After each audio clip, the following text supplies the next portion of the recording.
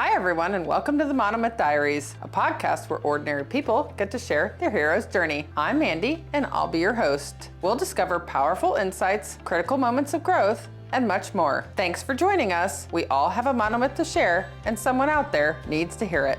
Welcome to the Monomyth Diaries, a take what you like and leave the rest podcast, where real people share inspiring stories of transformation. No advice, no experts, just connection, growth, and hope.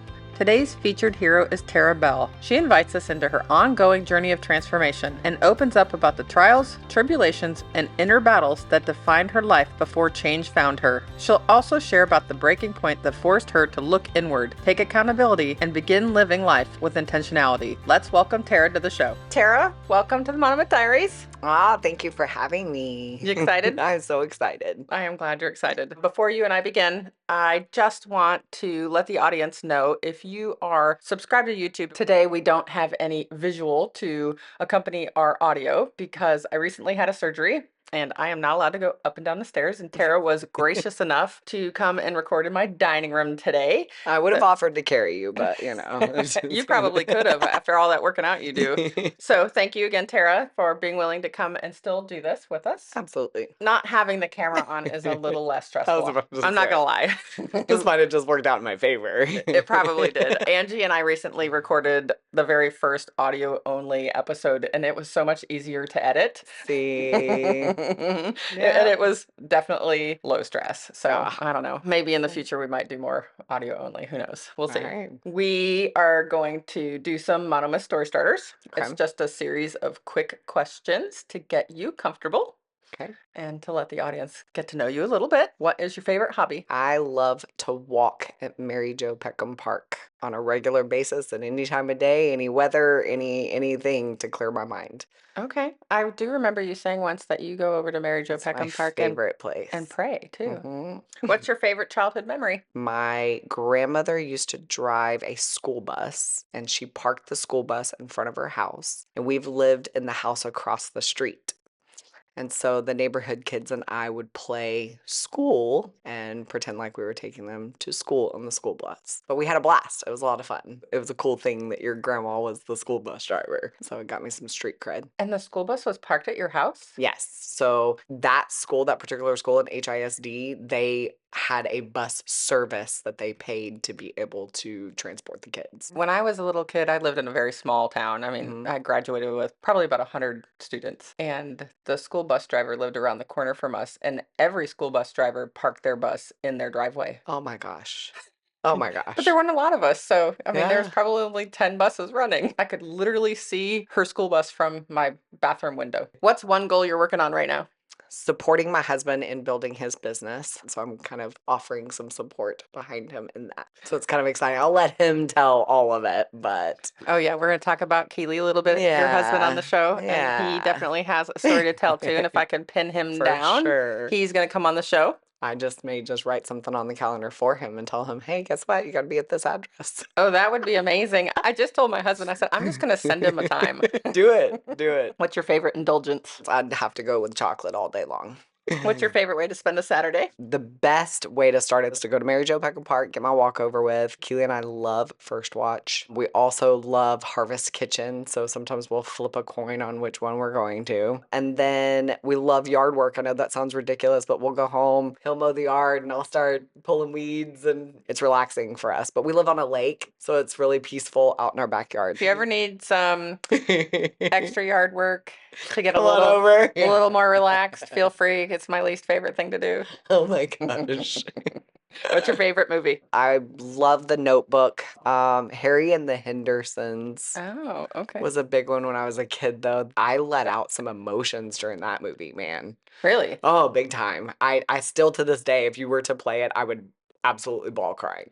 I have no idea Interesting. why, but it just sets some type of Takes back. release on me, and it just lets it all out. Yeah. I know that's a weird one, Would not have but expected that. If you had one wish, what would it be? honestly, that all the people in this world that don't feel loved could be just engulfed by it. Very altruistic of you. Last question. Yes. What is your favorite way to relax? Put on a big cozy robe and my slippers and lay on my couch with my Frenchie and my 2 pit bulls and my husband over in the recliner and binge watch our show on Netflix, whatever it is at the moment. It's very rare that we get to do that. So I know you all are it's kind of a super busy. commodity. Yeah. Y'all are very super busy. All And right. most time when I sit on the couch, I'm like, is there something I'm supposed to be doing right now? And then crazy how Then you feel brain. guilty. Then I feel guilty, and then Like, I'm I just like, wasted all this yeah, time. exactly. I could have been accomplishing But in something. reality, that's so important too. Mm-hmm. And especially when you're doing it with your husband, it is Yes. definitely a nice, intimate Yes, thing to do. absolutely. And catching us both at the same time is hard. Yeah. Yeah, and we'll talk about why you two are so busy Yeah. later. Mhm. All right. Let's tell our audience how we know each other. Through our husbands, they became little buddies at work. Oh All my right, so yeah, our gosh. husbands work together. Yes. And their company was bought by another company back in the summertime. The wives included with the husbands were invited to this big, I don't know, get to know each other sort of function. Yeah. And yeah, so we were there and we met. Yep. And I caught your husband and said, my husband said, you need to be on my podcast. And so we talked for a while.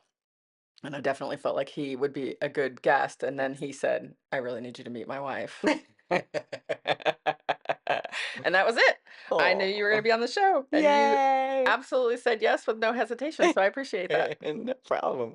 All right. Well, we're going to tell your monomyth today in two parts. We're going to start part one. We're going to rewind the clock all the way back to your childhood Okay. and talk about what your home life was like. Describe your home environment for us. I was born July 5th, 1980, on the north side of Houston. Back when my grandparents built that home, it was the suburbs of Houston. It was a small little suburb. My grandparents were married for almost 60 years. Is this your maternal or your paternal? Paternal. The people that owned the house across the street from my grandparents, they were friends with my grandparents, but they had no children, no real other family or any of that. So they gifted my grandparents everything that they owned when they passed. Wow. Yeah. My grandmother was the most helpful, loving, shirt off your back, just genuine, generous woman. And so she earned that friendship for sure. My parents, when they got married, they moved into that house. And so that's where I grew up across the street from my grandparents. My grandmother drove the bus. And so there was a big yellow school bus between our houses every day. She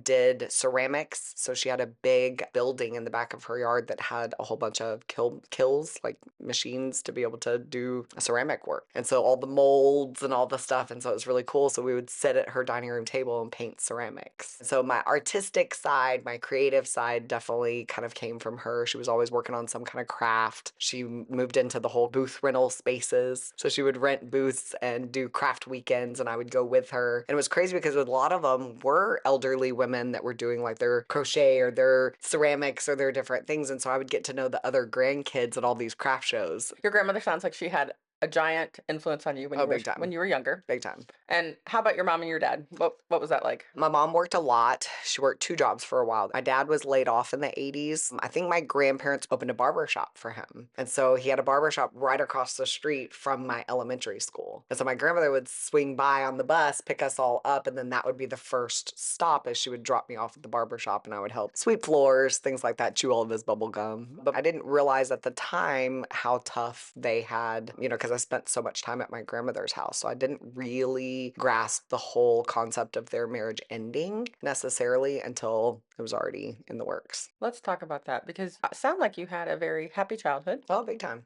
Yeah. Up until the age of 10. Yes. And then your parents divorced. And then my happy bubble was popped. There's 2 sides of every story. There's, and then there's your version that you live through, and that's the one you can tell. So I don't know exactly what the straw that broke the camel's back or any of that. Did you have any idea that they didn't get along? I mean, yes and not. You saw your parents fight or whatever, but it was like I would just go to my room, or I would just, you know what I mean, kind of hide from it. I had a little brother that was 7 years younger than me. I just kind of chalked it up to being stress of baby and stress of job and stress of, all the things. And so I kind of tuned it out. But I realized later in life when I did some shadow work that that's exactly how I handled toxicity in my life, or that's how I handled when things were kind of shaky, was I would like tune out and almost ignore it, kind of just become oblivious to it, even though your subconscious knows, but it's like you're not allowing that truth in. So it's like you're blocking it. Yeah, I understand. I always called it being an ostrich. I just stick my head in the sand. It's not Amen. happening. It's not happening. Yeah. If I don't acknowledge it, Yeah.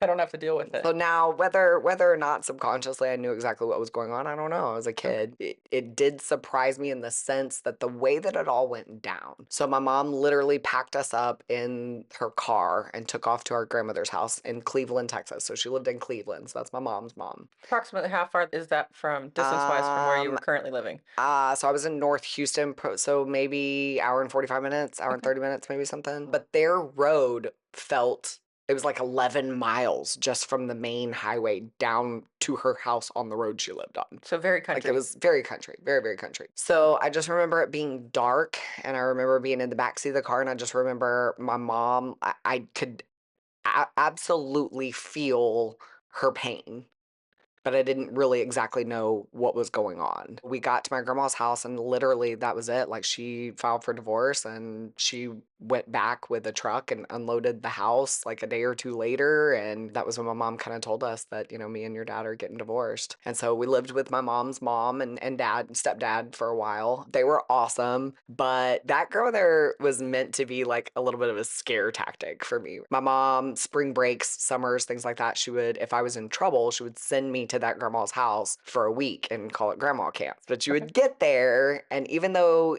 it's a punishment because your mom's frustrated with you, she doesn't know what to do with you, so she's frustrated, she's going to send you to grandma's, and grandma's going to whip you into shape. My grandma was a very tough lady, very, very tough lady. And my mom would send me in dresses, and she would send me with patent leather shoes and all these girly clothes. My grandmother would immediately push that bag to the side, break out all of my boy cousins' clothes, and that's what I would wear. And I would spend the week cleaning her house, and when I say cleaning, she had a white grout and pink tile all the way around her big, massive bathroom, and I had to clean all of that grout with a toothbrush. So, yes, antiques galore, and she would make you sit there with a rag and toothbrush and just scrub every single one of those antiques. But the whole time, she's sitting there talking to you, and she's sharing wisdom, and she's getting everything that's on your mind out. And so she's actually getting to know you as a person, and then she's investing in you by dropping these nuggets of knowledge on me. And so by the time I would leave, what felt like a punishment felt like a great adventure, even though I worked my hiney off, but I left there feeling so loved and so seen. Oh. It was a pretty cool thing. So when we moved in with them, I wasn't necessarily unhappy about that. What I was unhappy about was not having access to the other side of the family for a little while the adults kind of worked out the details of what that new arrangement was going to look like. Now, being a mother on the other side of divorce, I completely understand where my mom was at and all of that. But at that moment, I didn't. So despite the divorce, you had a lot of love from grandparents. For sure. Especially when things are in turmoil. Absolutely. We've got good role models in that department for sure. How long did you live in Cleveland? We moved at the beginning of 6th grade to Richmond. So my mom at that time was getting tired of driving so far for work. So she rented a house in a neighborhood called Terra Plantation, which was so funny because hello. So we move into this neighborhood. It's great. It was a cute little house. I was proud of my mom for doing it on her own. By then, she had dated a couple of guys. And then my great aunt, Carolyn, she wanted my mom to go on a date with my stepdad, Mike. And he had just recently lost his wife to cervical cancer. And so he was sad and he was grieving, and my mom was sad and grieving. And so she just thought, let's just put two sad and grieving people together. What a great idea. But my mom prayed for somebody who was exactly like her, somebody that she could relate to, somebody that would do life with her and have the same ambitions. And they're so much alike. They were born in the same hospital. They got the same blood type, red hair, feisty. I mean, all this random stuff. They look like they could be brother and sister almost. So it's really funny because as much as they argue and bicker, and they're a mirror for each other. Oh, Wholeheartedly. God provided. Mm-hmm. Love that. Sometimes you got to be careful what you ask for. All right, I have a couple of questions going backwards for a moment. Yes. You had mentioned to me one time that you had some troubles in school. Yes. When you first moved, when your parents divorced. Yes. Let's talk about that because I think it plays a significant role in life for you. Yeah. So on the north side of Houston, it was very, there were lots of demographics. There were Hispanics, there were blacks, there were whites, there were just a mix of everything on that side of town. When I moved to Cleveland, it was predominantly white people. Okay. And very country people. And so I was the new city girl. And so instantly I was kind of like pegged as this, outsider weirdo, right? But there was a boy that he showed kindness to me. He was nice to me. I didn't pay much attention to him. He was just a guy in my class that was nice to me, cool. But there was this group of girls. And one of them in particular was kind of the ringleader. Well, I didn't know that she had a crush on that boy. So because she saw him show kindness to me, it immediately made me the enemy. It started little just comments in class and things like that. Antagonizing. But at that time, I think I had a lot of anger and a lot of hurt inside of me, but I was still sad. I hadn't reached the mad yet part of grieving. Mm-hmm. And so I think she helped bring me to that next step. Okay. It's crazy how people help you. I didn't mean to. So she helped me to pull out some other emotions out of myself through my interactions with her. And so now on the other side of that, my perspective of it now is I'm grateful for it. Her and a couple of her friends pinned me down in between the seats on the bus and beat the ever living out of me. I got off the bus. My grandmother immediately sees me and is like, "What happened to you?" And I was like, this girl attacked me on the bus. And so my grandfather, whenever he got in, he took me out in the barn and he was like, "We're going to learn to fight." And I just remember thinking to myself, I can't fight her. I can't fight 3 girls. But he was like, "But you can't go around being afraid of them either." And so he took me out there and he wanted me to haul off and hit it as hard as I possibly could. And that was his first lesson for me that I had no idea I was about to learn. And so I reared back and I hit it as hard as I could. And I just remember thinking to myself, I just broke my hand, my wrist. I mean, just everything in my hand just felt like, oh my gosh, pain. And so that's what he was trying to teach me, is that if you're going to hit somebody, it's going to hurt you just as much as it's going to hurt them. What a great lesson. Then he proceeded to show me how to actually punch and how to use your body weight and how to situate your fist better, things like that. He's ultimately teaching you to defend yourself so that you're not afraid. To defend myself. Not to go pick fights. Not to go pick fights. Yeah. But he wants to let me know that when you do throw that first punch, like, it's not going to feel good. It's not going to be a fun experience. This is going to be a terrible experience from the beginning to the end, no matter what the outcome is. Yeah. He also didn't want me to constantly run and be afraid either, because that wasn't going to solve my problem. And then you have another encounter with a sort of similar situation. So then we moved to Richmond.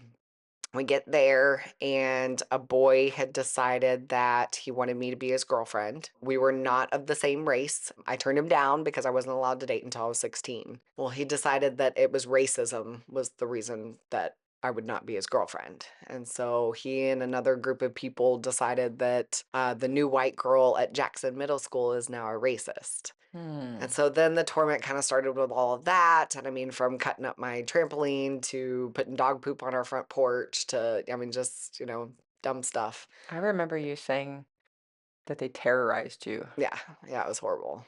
Yeah. That's awful. And I'm not racist by any means. Yeah, So I know you're not. Yeah, so. I also remember you specifically saying, because of all of these experiences with bullying and all of your moves, the divorce of your parents, you experienced a lot of instability that you take with you moving forward. I think we need to make sure we need to point that out, because that ties into what happens to you as you age a little bit. That definitely has played a part in a lot of different things. Even now, Keeley and I have only lived in this house less than 2 years, and we're already like, okay, are you ready to move houses now? Like, I think both of us had so much instability young. The both of us are like, we've been here too long. This is weird. Yeah, the comfortable gets weird. Comfortable gets weird. I understand that. Yeah. I've made a lot of geographical solutions. I get it. Okay, so you know. I totally do. Yeah. And I think a lot of the people who have followed along hear that a lot from guests, that they do attempt to solve their problems through moving, or they experience a lot of trauma because of all the moving from their parents. I think that's very common. All right. And so you have now experienced this bullying and you're going to move again. And you mentioned your stepdad. So let's talk a little bit about how that happens. My attitude probably wasn't the best, but I knew he was very stable and grounded, and he sees things a lot like I do. And Keeley gets frustrated with it sometimes because he'll say, you're so black and white. And I definitely got my black and white from my stepdad, for sure. Like, there's right and there's wrong, and there's not in between. In between is wrong. Because if you're not doing the right thing, You're doing the wrong You're thing. doing the wrong thing. He also, like, financially, he's he's good with investing and working at the same place for a lot of years, and that discipline and that work ethic. He taught me a lot. So he finally brings some stability For sure. to you. For sure. So I think at that time, I think my mom had kind of decided, like, we got to get out of here. She was working at an insurance agency in Katy. I think it's interesting for people who aren't from the Houston area. Richmond is a suburb of the Houston area, as is Katy. Mm-hmm. And Katy is known for good school districts. Yeah. Friday Night Lights. Yes, that is what Yes. we were known for. You are the second guest who mentions she was in a bad situation, so they moved to Katy. Yes. But I remember you saying your stepdad made a decision that he had to get you guys out of. And he was willing to sacrifice too, because he was working and living in Deer Park. So for 20-something years, he drove from Katy, Texas to Deer Park every day for work. What an amazing Yeah, human. yeah. That's a sacrifice. Yeah. Deer Park is over an hour's drive Yeah. without traffic. Yes. At a And minimum. he would leave at, like, ridiculous times a day. Goodness. Well, what's your stepdad's name? Mike. Big shout out to Mike. Absolutely. Amazing human there. Yes.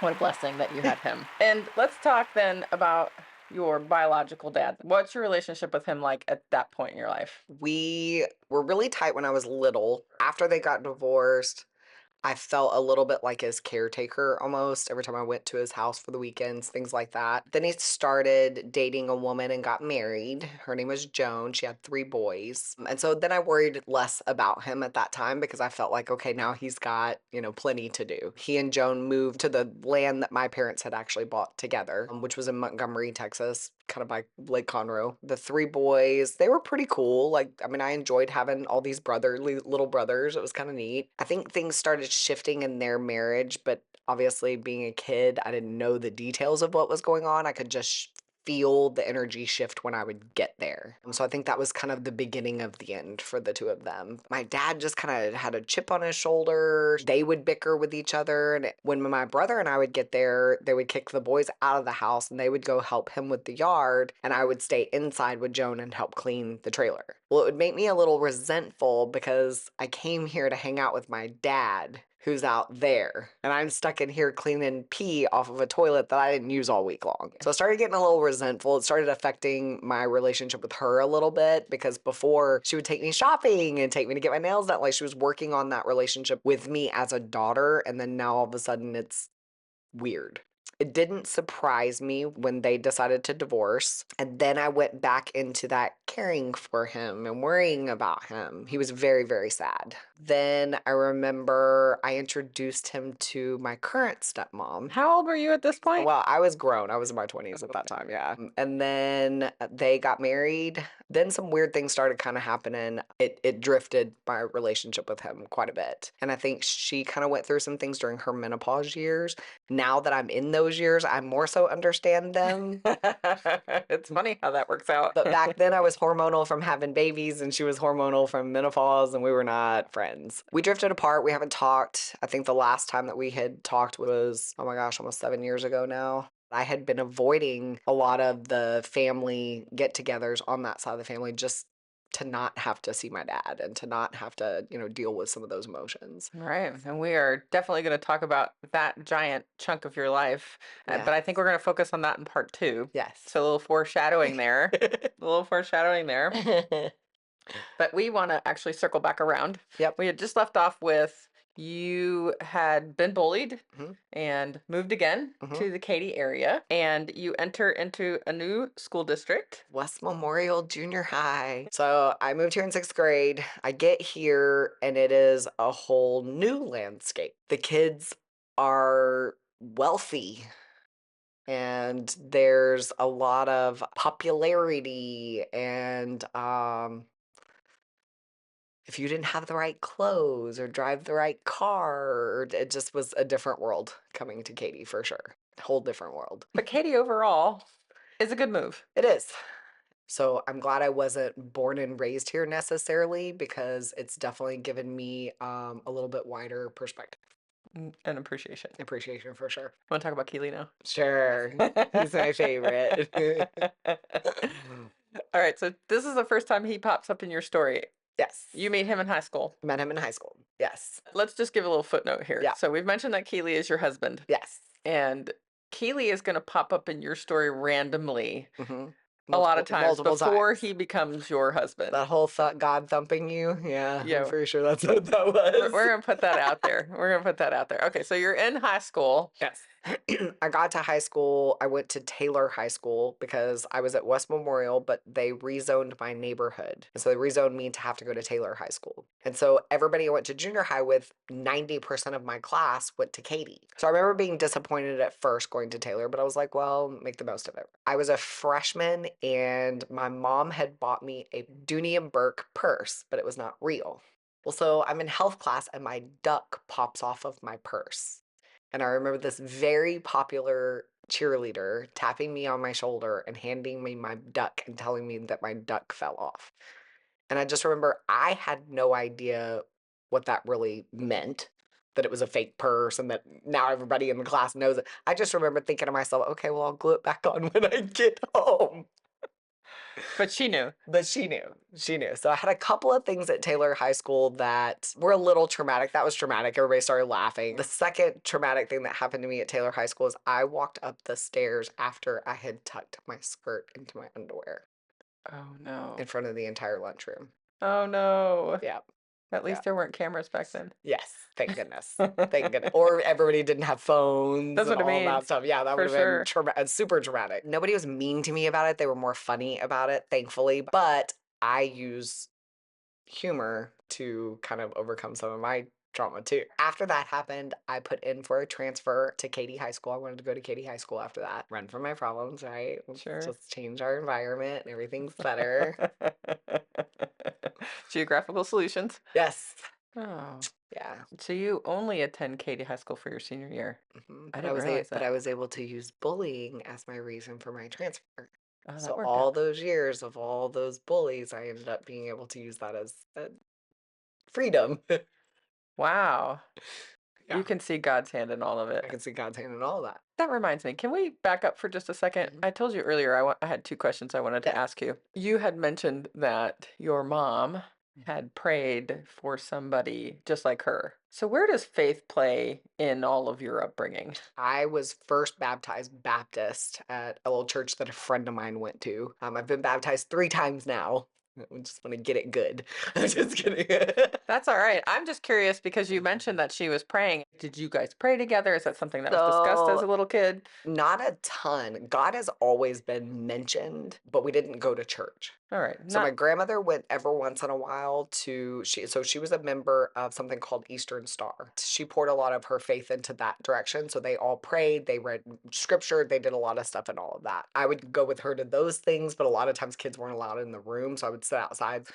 So no, I wasn't introduced to it a ton. Everybody talked about him, so I knew he was there and it was real and it was something, but I didn't know exactly what he was. It wasn't until high school even that friends of mine were going to church camps and friends of mine were going to youth groups and doing things like that. And I just remember thinking that like it was a club that I wasn't a member of.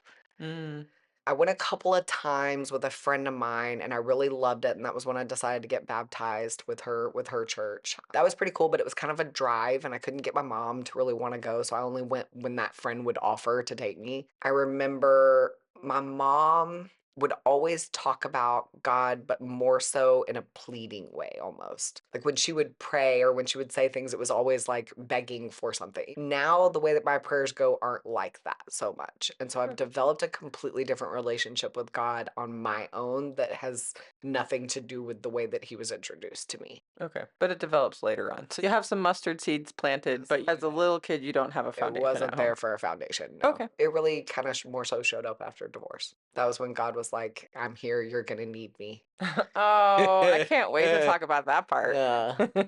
So. Okay, so you end up as a senior at Katy High School. Yes. That was a good move. That was like a mountain I climbed, man. Like I made it. I think I had romanticized it into such a greater situation that when I got there, I was feeling disheartened. Like this is not what I expected this to be. This was not what I wanted. I love that you used the word romanticized. Yeah, that geographical solution didn't solve your problem. It did not. Okay. It did not. And so At that point, I kind of had, okay, this is going to be what I'm going to make of it, though. So if I sit here and I think this is just going to be a disaster, then I'm going to convince myself of that. So I met a boy and I thought he was cute. He had one dimple and he had curly hair. He was short and stocky. He was really, really, really sweet. And so he and I flirted a little in the hallway and in passing and things like that. But he was friends with my ex-boyfriend, so it put me on the do not date list. Okay. So nothing happened then. But this is But the first time you meet Keeley. this is the first time I meet Keeley. And y'all were 17. Yeah. All right. Yeah. So you only meet Keeley in passing. Yeah. You sort of become friends. Yeah. Your lives go in separate directions. Yes. He's going to come back later. Because A little foreshadowing again. So, my first marriage, his name was Kevin. We got married. I was 19 years old, and I pretty much got married just to get out of my parents' house. I liked him a lot. He was a really good guy, but we were more friends than romantic partners. And I really loved his family, and his family was really good to me. His mom was really good to me. But remember I told you my mom was a super protective mom? I felt like I had to get out in order to create my own independence. Okay, that's why you wanted out. Mhm. Okay, because I was going to say, I didn't think your home life was No, bad. it wasn't. You just wanted to spread your wings. I wanted to make my own decisions. I wanted to be able to, yeah. But I also, and same thing with our kids, like all three of our oldest kids are wanting to get married. That to me was like the ultimate goal, was to find my person, get married, settle down, have kids, start my career. You know what I mean? Like just the what you're supposed to do kind of thing. I don't have a single ill will toward him at all. Like he was a great guy. It just, eventually I woke up and I went, wait a minute, that wasn't a good reason. And you were too young. And So we split up and we were friends for a while. I even did his mom's hair for quite a few years after that. But again, what a great family they were. They were really cool and really emotionally mature and just good people. Yeah, you were very respectful. You said there was one really big lesson you learned from that marriage and divorce. At that time, it was just to be okay with being alone. I think that was what I feared the most stepping into my early 20s, was to be out there by myself. Some of that came from, my mom is so protective that she sometimes instills fear as what she feels is protecting you. But that fear can also be numbing almost, or freeze mode, and keep you from experiencing things in life. And so I feel like I kind of was fighting against that. After I got divorced, I lived in an apartment by myself. Living by myself was a weird thing because I went from, living with my parents to living with him to now all by myself. And so I still was blocks away from my parents, don't get me wrong. But that was an important time for me. I learned that solitude was really important too. First of all, in solitude is where I can hear myself the best. It's also where I can communicate better with God and where I can hear from him better too. I remember sitting on the back patio of my apartment after we had gotten divorced. I was going through all these thoughts in my head of what's next. Like, what is this going to look like next? Now I've got to tell people I've been divorced. Like, now I've got this scarlet letter on me, right? Like, I'm damaged goods now. Like, every guy's going to look at me and be like, oh, well, she's not successful in relationships. Oh no, so it's affecting your worthiness. So it started affecting my worthiness a little bit, but then I started also realizing that if I don't find anybody, I'll be okay too. I have a career and I can pay my bills. So I bounced back and forth between that worthiness and then also feeling good about myself. Like it was like a seesaw. How old are you at this point? 21. Okay, quite young, still maturing. And at this time, you had been working in a Montessori school. You're learning some independence. So you're out on your own, you're working. So I worked at the Montessori school before Kevin and I got married. I thought I wanted to be a teacher. I ended up meeting a woman named Janine, and she pulled up. She was late a lot to pick up her daughter because she, now I know, was a hairstylist, and you don't run your schedule. So sometimes like you can say, oh, I get off at 5 o'clock. Well, if your client's not done at 5 o'clock, then you don't get off at 5 o'clock. She would be late running in to scoop up her daughter a lot, and I would be there at the end of the day when she would come and pick her up. And I just remember one day I was standing outside because she was a little on the later side that day, and so I kind of walked up to the front and I was looking out, and she pulls up in this white Jaguar, convertible Jaguar with navy blue leather interior. And I just remember their blonde hair, and she gets out of the car, and I just remember thinking to myself, okay, whatever she does for a living, I want to be that. You're gonna have a big shift. I want to know whatever she's doing. So come to find out, she was a hairstylist. And my mom had been telling me that I should do something like hair and makeup because in my pageant days, I would help other people with their hair and makeup, and I would do a lot of my own. And so my mom said, you have a knack for it, you have a draw to it. But I just remember thinking to myself, like in the late 90s, like you had to have a college education. So in that time frame, it really made you feel like you were less than if you didn't. So if you went into a trade, you were For sure. I'm a 90s girl, and I felt So it. you know what that feels like, right? Okay, you Yeah. recognize it. So I just remember thinking to myself, like, I'm not going to be a trade girl for the rest of my life. So judgy, right? But then I started working at that Montessori school, and I was like, I can't be around kids all day long. You didn't enjoy it. There's no way. No. Realized in that moment, I just wanted to be a teacher because that's what everybody else was going to school to do. Okay. It was- You didn't know anything else. I didn't know anything else. And when I asked everybody else what they were doing, that seemed to be the popular answer. So after talking to Janine, that linked up and synced up with what my mom had been saying. And so it was the first time that I actually considered it and thought, maybe that is a thing. I love that. So Janine enters your life, and you Oh, find your calling. huge blessing. Huge blessing. Yeah. All right. So you have met Janine. Yes. And you're in school. Yes. Working. Yes.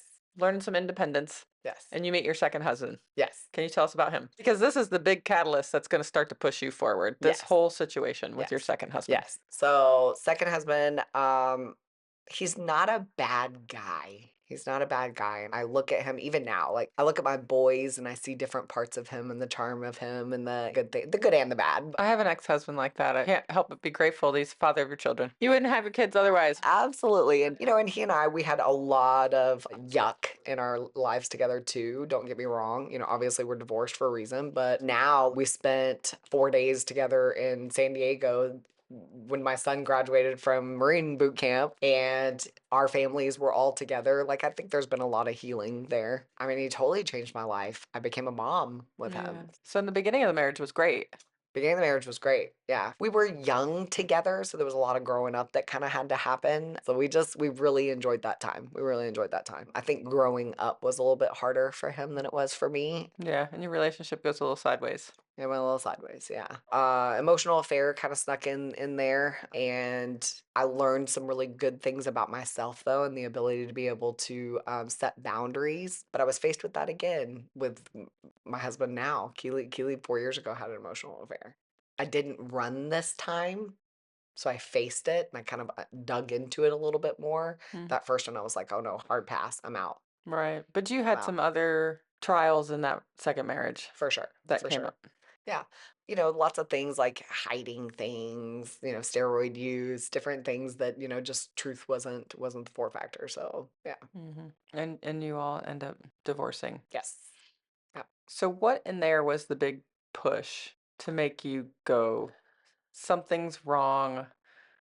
I don't want to live this way anymore. I remember noticing at one time him sitting in the truck a little bit longer before he came in. I remember one time picking up his phone and he had deleted every text conversation, like all of it, deleted everything. So it's betrayal. Betrayal. And I just remember feeling that really sick to my stomach feeling. And so I didn't see a way back from that. I didn't see myself going back to the version that we once were. I thought the only solution was to leave. I didn't really know that there was any other solution in my mind. And y'all separate though, and you try to work it out.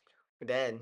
Because when you separate, you start going to church. Yes. We tried going to counseling. I think I was taking it a little more seriously than he was. I tried to get him to watch Fireproof. I recently watched it with my husband. It was amazing. Yes. It was great, right? It was great. I bought the book. I tried everything at first. My neighbor across the street, Nidra, she was my workout partner at the time. And I just remember going over there and telling her, like, I don't even know what to do. I don't know what to do. And I remember her telling me, like, you are not the only one in this that has to figure it out. Yeah. So at this point, you're doing some things to work on yourself. You were going to church. Yeah.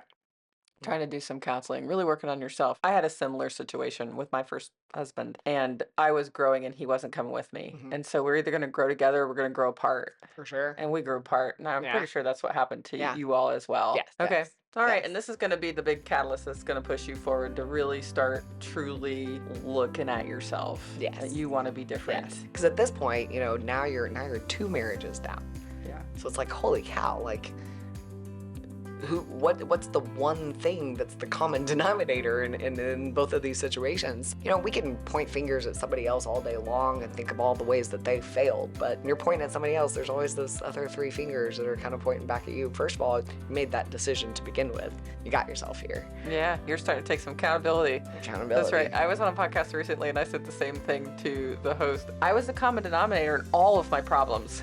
I cannot blame anybody else. All of them. Especially once we're an adult. Yeah. When you're a kid, it's a different story. Oh, for sure. You know, you're For under sure. the guard of your parents. But once you're out on your own, you don't have anybody to blame. No. Okay, No. so we're going to wrap up today's episode with this catalyst. I do want to ask you, does Keeley pop up again at this point? He does. Let's plug that in there because I think we mentioned that Keeley pops up in your story a lot. Yes. My ex-husband and I, when we first got together, we were living in an apartment off of Fry Road. We got pregnant with Hayden. I was 23, so I guess I was 22. So 23 was when Hayden was born. We moved into a trailer on my mom's friend's property. After that, we found this old home and we remodeled it. Well, we lived in this little cul-de-sac, and the people that lived across the street from us were John and Kathy. Well, Keeley, that was like his godparents. Their son and Keeley were really, really close, good friends. And Kathy kind of adopted because Keeley's mom passed away when he was 11. And I remember I was sitting in my front yard in a lawn chair, and both the boys were in an inflatable pool in my front yard. And I remember this truck pulling up and Keeley Bell hopping out of the truck. And I just remember going, holy crap, that's Keeley. So, and he just kind of walks up, and their garage was open and stuff. And so he walks up in there, and he kind of noticed me too, but it was just kind of like what the, you know what I mean? Yeah. Unexpected. So but I got the kids up and got up and, went inside or whatever. And I just remember thinking to myself, oh my gosh, that was weird. At that time, he was kind of in a weird place in his life. So he was spending a lot of time over there. Like he was staying there pretty often. Mm-hmm. And Austin would go over there. My husband at the time would go over there, and they would all hang out in the garage and drink beers and stuff like that. Well, I had a tree in the corner of my yard that I wouldn't go past if Keeley was there. And I don't know what it was in my brain. Like, I just thought, I'm happy in my marriage, I'm happy in my life, and I don't want any weeds growing in my garden. Yeah, good for you. So I just wouldn't even go over there. Very respectful. Yeah. But your husband became friends with him. Yeah. Random. I love all the times that Keeley pops in your story. Well, Tara, thank you so much for opening up and sharing such a personal part of your journey. Oh, absolutely. In our next episode, we'll step into another challenging chapter of your life, one that ultimately is going to lead you to some healing, some peace, and happiness. Yes. Right? You've had a lot of instability up Yes. until this point. Be sure to join us next Tuesday for part 2 of Tara's Monomyth. Thanks again, Tara. Thank you for having me. Thanks for joining us on the Monomyth Diaries. If this episode resonates with you or someone you know, we'd love for you to share it and spread the inspiration. Don't forget to follow us wherever you get your podcasts or on YouTube to stay connected. We'd appreciate if you could take a moment and rate and review the podcast. It helps us reach more people with stories of transformation and growth. You can visit us at monomythdiaries.com or text us directly from the show notes to reach out and keep the conversations going. Until next time, heroes, let's journey together through our monomyths.